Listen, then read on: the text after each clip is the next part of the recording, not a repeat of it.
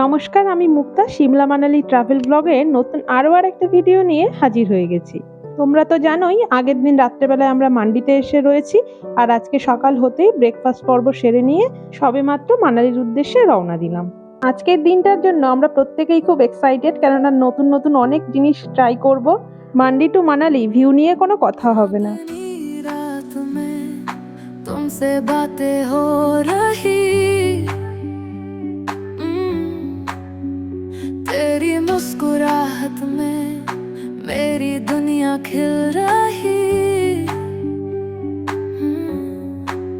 पल पल दिल के पास बस तुम ही तुम हो, आँखों में जो सपने वो सब तुमसे गम हो।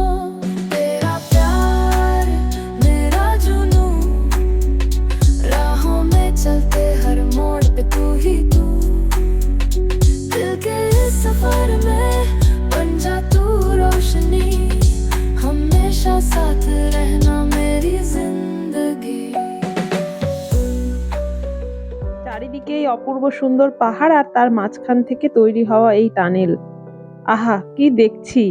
এ যেন জন্ম জন্মান্তরেও আর ভুলবো না। আমরা প্রায় 10 থেকে 12টা টানেল পার করেছিলাম।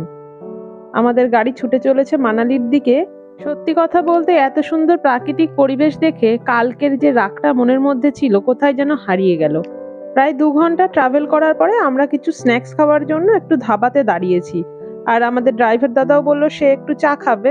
স্ন্যাক্স বলতে এখানে তো সেরকম নন ভেজ আইটেম খুব বেশি পাওয়া যায় না, সব ভেজ আইটেম, আর আমাদের ভেজ পকোড়া খেতে অত বেশি ভালো লাগে না। তো দেখা যাক এখন ভেতরে গিয়ে কি পাই। আমরাও গরম গরম চা নিয়ে নিলাম আর তার সাথে ফ্রেঞ্চ ফ্রাই। এখানে সকালবেলা, তাই সেরকম কোনো জিনিস এখানে পাওয়া যাবে না, আর আমাদেরকে অনেকক্ষণ ওয়েট করতে হতো যদি কিছু খাওয়ার হতো। তো আমরা ওয়েট না করেই যা পেয়েছি তাই খেয়ে নিয়ে এবার আমরা বেরিয়ে পড়বো। ধাবাটা কিন্তু বেশ বড়, একসাথে প্রায় 50-60 জন কি 100 জনও সেখানে বসতে পারে। ঘড়িতে সময় ওই বেলা 11টার কাছাকাছি বাজছে। আমরা এবার শুরু করলাম কুল্লুর দিকে যাওয়া, আর কোনো ব্রেক নেব না, কেননা কুল্লুতে গিয়ে অনেকগুলো অ্যাক্টিভিটি করার আছে আমাদের। বেলা 12টার কাছাকাছি আমরা কুল্লুতে এসে পৌঁছেছি। ড্রাইভার দাদা আমাদের একটা রিভার রাফটিং ক্যাম্পে নিয়ে আসলো, সেখানে আমরা সবকিছু ঠিকঠাক করে এখন শুরু করেছি আমরা রিভার রাফটিং করা।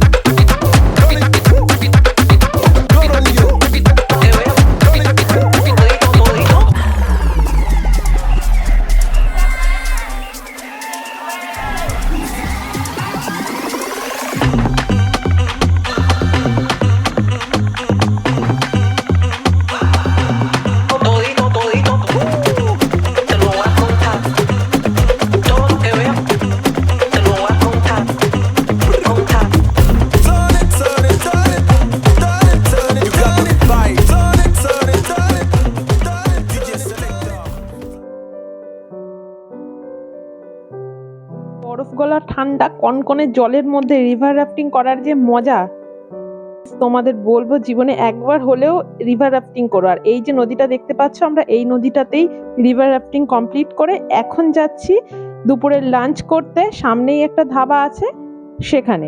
সিমলা মানালিতে এসে এই 3 নম্বর দিনে প্রথম হয়তো আমাদের প্রত্যেকের মনে এত পরিমাণ আনন্দ হলো। এখন আমরা ঠিক পৌঁছে গেছি ধাবার সামনে। চলো এবার গিয়ে স্প্রাউট মাছ খাবো। আমাদের যে রিভার রাফটিং এর গাইডার ছিল সে বলে দিয়েছে এখানে ফেমাস স্প্রাউট মাছ পাওয়া যায়, তো আমরা সেই মাছটা খাওয়ার জন্যই এসেছি। হয়তো আজ আমরা প্রায় 1 সপ্তাহ পরে মাছ খাবো। এদিকে মালা বলছে সে রিভার রাফটিং এর সময় পড়ে গেছিল, সত্যি আমরা খুব ভয় পেয়ে গেছিলাম। খাবারটা বাইরে থেকে দেখে তো খুব ভালো লাগছিল, আর এখানে সমস্ত ধরনের খাবার, পুরো ইন্ডিয়াতে নর্থ ইন্ডিয়ান, সাউথ ইন্ডিয়ান সমস্ত খাবার পাওয়া যায়, ভেজ ননভেজ সহ।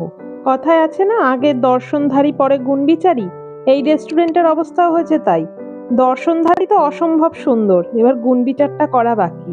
আহা কি সুন্দর কি সুন্দর, দেখো কি সবুজ রঙের একটা কার্পেট পাতা, মনে হচ্ছে ঘাসের গালিচা এখানে পেতে দিয়েছে আর তার দুই সাইড থেকে খাবারের জন্য বসার সিস্টেম করা। ওহ অপূর্ব সুন্দর, আর ছোট্ট ছোট্ট কটেজ মতন করা। চলো আমরা যেও একটা কোনায় টুক করে বসে পড়ি।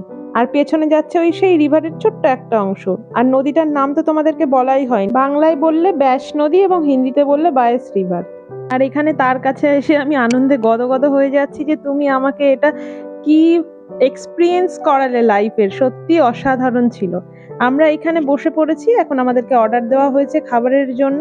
হিমালয়ান হাইওয়ে রেস্টুরেন্টটা যেহেতু একটা পপুলার রেস্টুরেন্ট, তাই এখানে প্রচন্ড ভিড়। আমরা খাবার অর্ডার করেছি বেশ অনেকক্ষণ, এখন দেখা যাক খাবারটা কতক্ষণে আসে। প্রত্যেকের এই পরিমাণ খিদে পেয়েছে, মনে হচ্ছে 2 থালা করে খাবার খাবো।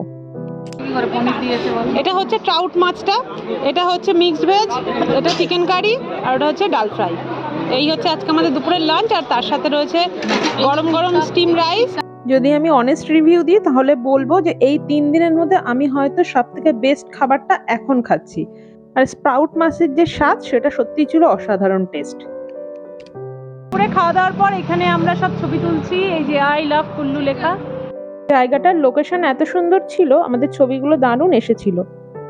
ছবি তোলা পর্ব শেষ, এবার আবার আমরা গাড়িতে উঠে পড়েছি। এবারে আমরা ডিরেক্ট চলে যাব মানালির দিকে। মন চাইছিল শীতের দুপুরে গরম গরম ভাত মাছের ঝোল খেয়ে একটা শীত ঘুম দিতে, কিন্তু এখন শীত ঘুম দেওয়ার সময় নয়। আর তাছাড়া বাইরের পরিবেশ এত সুন্দর, প্রত্যেকে ঘুম আর ক্লান্তিকে দূরে হটিয়ে দিয়ে ন্যাচারাল বাইরের দৃশ্য উপভোগ করতে করতে আমরা এগিয়ে চললাম। ঘড়িতে এখন প্রায় 3টের কাছাকাছি বাজছে, আর আমরা মানালি থেকে মাত্র 37 কিলোমিটার দূরে রয়েছি। কিছুটা দূর এগোতেই আমরা বৈষ্ণোদেবীর মন্দিরে এসে পৌঁছলাম। বাইরে থেকে বুঝতে পারা যাচ্ছিল না এটা একটা মন্দির নাকি একটা কোনো বাড়ি। আর চারিদিকের ভিউটা এত সুন্দর ছিল, এটা যে পাহাড়ের অনেক উপরে অবস্থিত আমরা বুঝতেই পারছিলাম না। তার কারণ পাশেই হচ্ছে গিয়ে সমতল রাস্তা, আর তার পাশে ছোট্ট পাহাড়ি নদী বয়ে যাচ্ছে, সেটা আমি পরে দেখাচ্ছি। ঠিক হলো আমরা প্রথমে মন্দির দর্শন করব, তারপরে নদীর পাড়ে গিয়ে আজকের সন্ধ্যাটা ওখানে কাটাবো।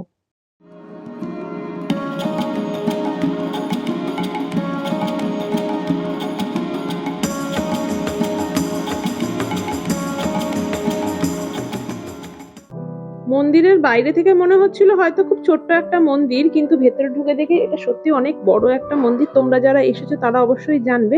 আমি শুধু মন্দির দর্শন করলাম, বাকি সবাই পুজোও দিয়েছিল। তো আজকে যেহেতু আমি মাছ খেয়েছি তাই আর পুজো দিলাম না। আর আমরা এখন চলে এসেছি রাস্তার ঠিক পাশেই যে নদীটার কথা বলছিলাম, কি অপূর্ব সুন্দর নদী। পুরো নদীটা জুড়েই কিন্তু রিভার রাফটিং হয়।